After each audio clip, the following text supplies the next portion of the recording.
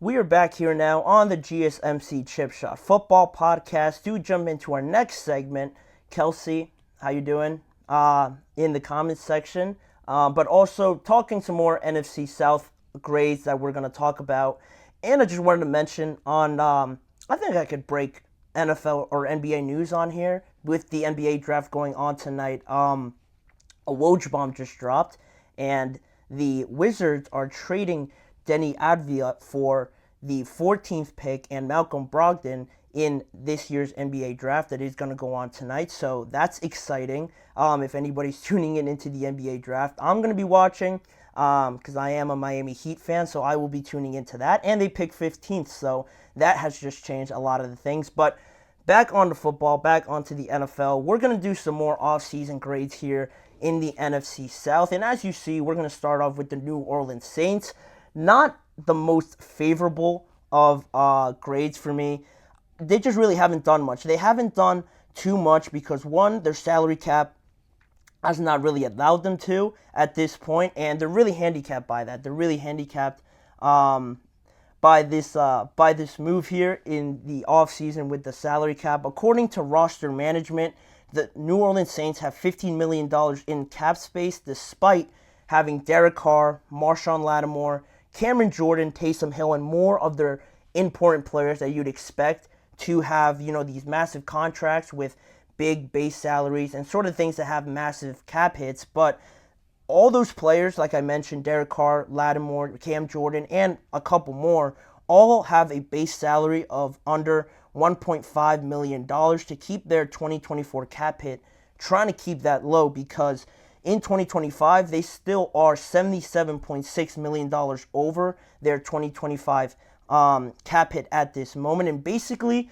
because they are so handcuffed by this salary cap and why it doesn't allow them to sign some massive players, they brought in Chase Young, which is my favorite move that they did this offseason. But at the same time, with bringing him in, that doesn't give you too much space to do too much outside of that. And they're basically, I just think, of course, I'm on the side that this is their fault, almost like the Cowboys with being in a salary cap issue at this moment. They're just basically holding on to their stars too long and almost settling for just running it back another year, hoping that, I don't know, you do a little bit better. I don't know how you could expect that also just because you have the exact same group of players coming in and year out. You're almost right around 500, not too different from each year. They should probably look to try and trade some of their stars rather than just running it back and expecting different results at this point. But I don't know. The Saints are in a weird spot with their salary cap, and they added Chase Young, like I mentioned, which was great. They drafted Talise Fuaga for their offensive line, which is a great pick, but again, not doing too much outside of that to add some much-needed wide receiver help or just any offensive player on that side of the ball. They're in a weird spot right now. They're still decent. They have good players, but not too much to really move the needle into that next level of success. So they get a D letter grade this offseason. Then moving on to the Tampa Bay Buccaneers, pretty average, pretty quiet, but successful at the same time for the Tampa Bay Buccaneers because they were able to re-sign everybody and bring their most pivotal pieces back that you see there on your screen. They re-signed Baker Mayfield, they brought back Mike Evans, and they made Antoine Winfield one of the highest paid safeties currently in the NFL, which is what they needed because of the success that they had last year and how far they made it, having a good win in the playoffs over the Philadelphia Eagles. They had to bring these three guys back mainly because they are so important to their team. They were a major contributor, or they were major contributors to the success that they had. So bringing them back was mostly what they just had to do. And then outside of that, of course you want to get better, like I just finished talking about the Saints. But if just bringing these three guys back, I think what should deem this as a success. And also on top of that, they did add some players that I liked through the draft, mostly with Graham Barton already being projected to start at center after their old center, Jensen, retired, I want to say this season or this offseason, if I remember correctly, but he retired, so Graham Barton, projected as one of the best centers in this year's draft. He'll probably start right away, so you get an instant replacement there. And also, you drafted Jalen McMillan, who I thought was a very underrated receiver in this year's draft class. At Washington, you add him to Chris Godwin, Mike Evans, and Trey Palmer, excuse me. Those three guys plus Jalen McMillan, I think is a very solid group of receivers that you have there in Tampa Bay. And through free agency, they also brought in safety Jordan Whitehead, who was a very affectionate player for this organization because they didn't want to release him when they had to. The Jets picked him up, signed him because they had more money, more cap space to do it. But fortunately for them, he returns and he does help out that secondary a lot more. Also, signing defensive back Bryce Hall from the New York Jets will help out that group a little bit more. But with the loss of Carlton Davis, that means Jamel Dean is probably your number one defensive back.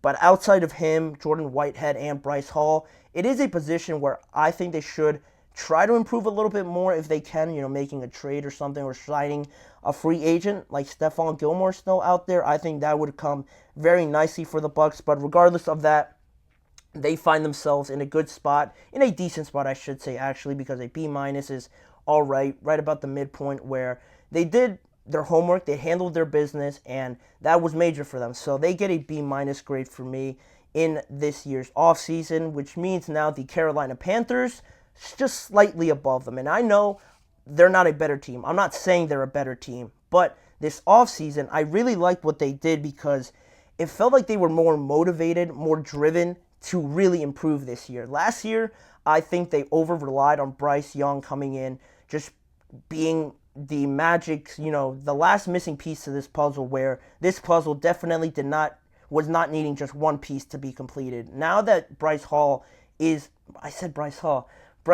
is in there now at quarterback, it is a great start. You have that franchise quarterback, hopefully drafting him number one overall.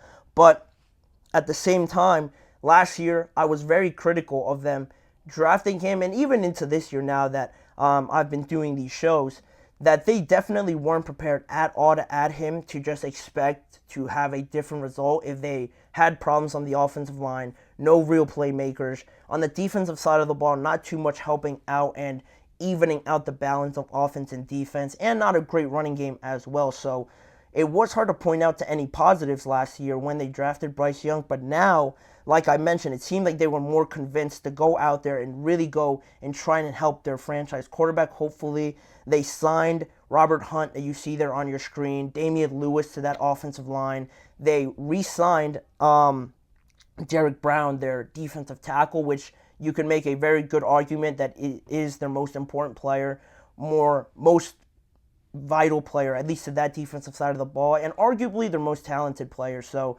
re-signing him was massive for the Carolina Panthers, and you also brought in Deontay Johnson in a trade. You signed the two guards like I mentioned. You drafted Xavier Legette and Jonathan Brooks, young, exciting playmakers to have just options on this team.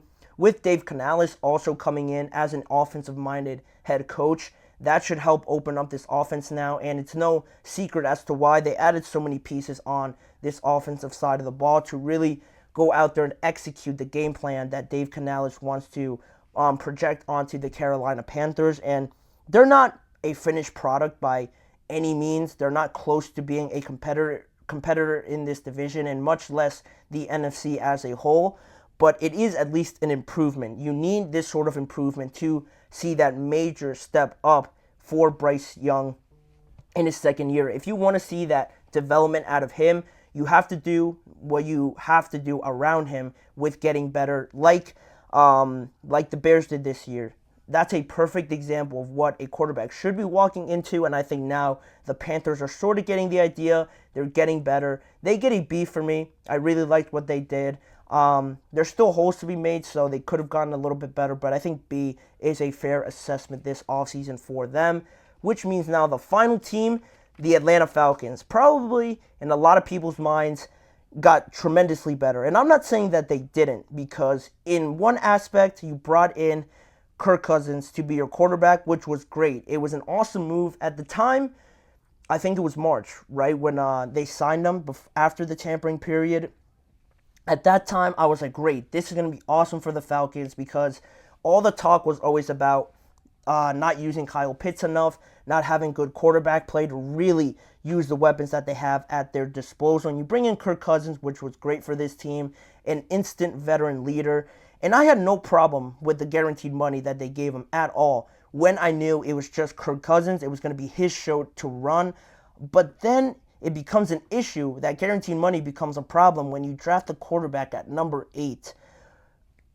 Very confused by it. At the same time, it's hard to hate on it completely because I like Michael Penix. I think he's a good quarterback. And I would have had no problem if the Falcons, in free agency, maybe used all that money that they gave to Kirk Cousins and used it on defensive players.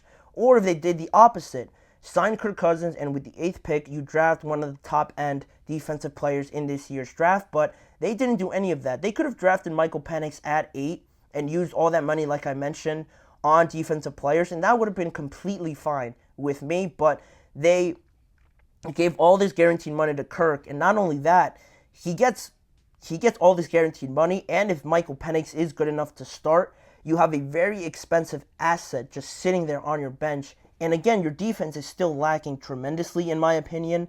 That is the biggest problem with me, and it was hard for me to give them a B-, because they definitely got better. They found that missing piece, but they overdid it at that position, and the reasonings they gave, I can't really, support too much. And to give them a B- also, I didn't want to be too harsh because I like the addition of Darnell Mooney to this offense now feeling more complete this year in 2024, and they're definitely going to be more secure, more efficient on the offensive side of the ball with Bijan Robinson, Drake London, Kirk Cousins or Michael Penix, whoever the quarterback is, Kyle Pitts. That offensive line is pretty underrated as well. They're going to be better, but just in terms of the offseason and what decisions that they made, not really addressing defensive line because they haven't had a great pass rush in a long time now.